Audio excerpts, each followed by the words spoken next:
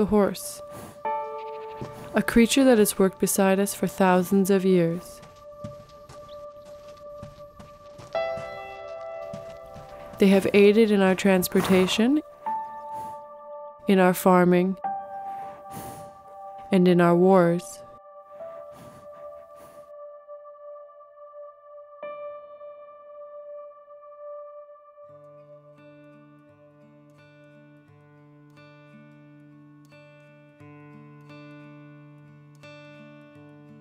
The more we live in an artificial world, we walk on cement floors.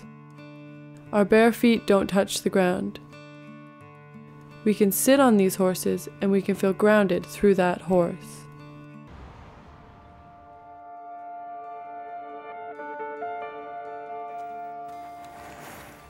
The horse has its own language, and it's mostly silent. We can learn to communicate with them by moving in ways that make sense to them.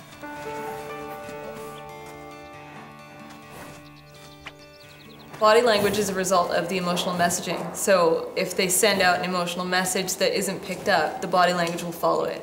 So it's like turning the volume up for them.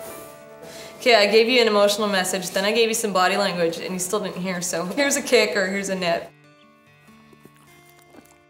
Traditional horsemanship is based on fear. And kind of scaring the horse into doing what you want them to do.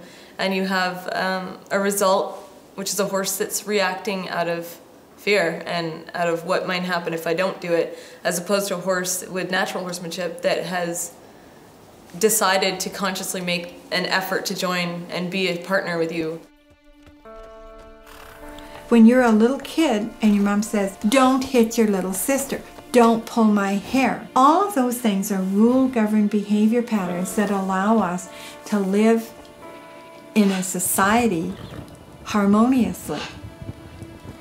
Each specific species has their own set of rule-governed behavior patterns, because without those, they're not going to make it.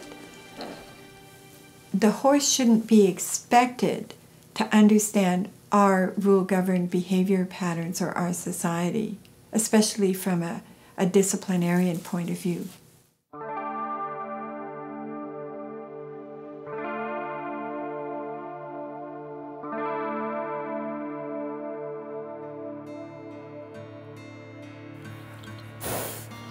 Whenever you have a prey animal that's captured by a predator, they're going to try to flee.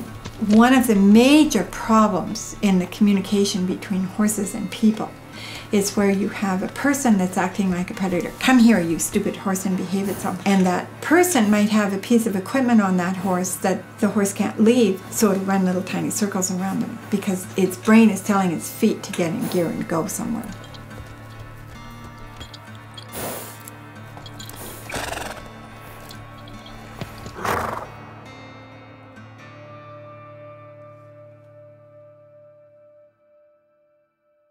Left-right cerebral hemisphere is the two parts of our brain. The right side is the more instinctual side. It's where we have emotional reactions and instinctive reactions where we just react, we don't think about them. The analytical side of our brain is like a problem-solving, thought processing. Horses use analytical reactions after they've managed to build a form of trust with people, and that's the only time you'll see a horse think about how they're going to respond as opposed to just reacting.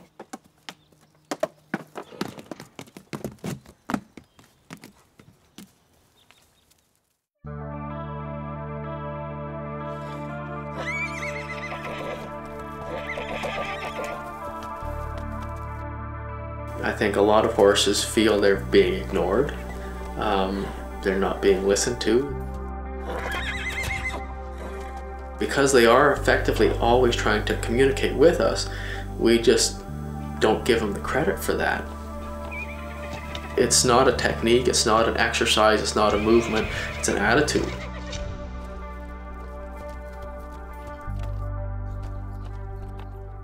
The hardest aspect is being honest with yourself about what's going on, accepting the credit or the blame. We make ourselves believe what we want to believe.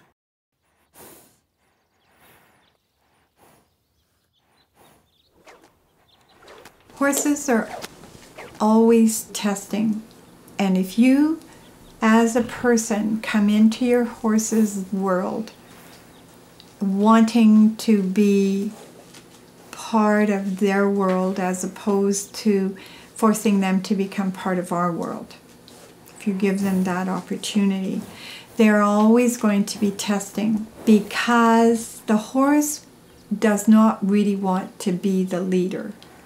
Horses are much happier being followers than leaders.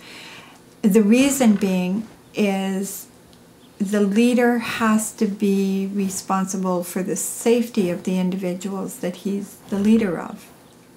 If you're the person and I'm the horse, and I know that you don't have enough knowledge of how to control me, you're certainly not going to have enough knowledge to control a predator that might want to eat me. So why would I respect you?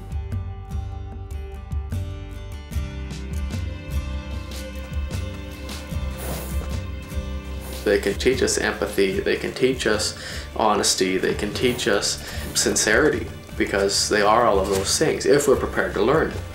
We overcomplicate everything. You know, we have, like I said, we have ego, we have greed, we have, you know, a lot of status things that are more important to us, appearance. Horses don't have ego. You know, they don't have hidden agendas that we do. They don't need to look cool in front of their friends. We manipulate situations to our advantage where horses don't. The other thing that you'll hear people say is, I own this horse. I feed him, I pay all his bills, I own him, body and soul. The only problem is nobody told the horse that. The horse is a complete entity in and of themselves. Somebody might own their body, but nobody owns their spirit.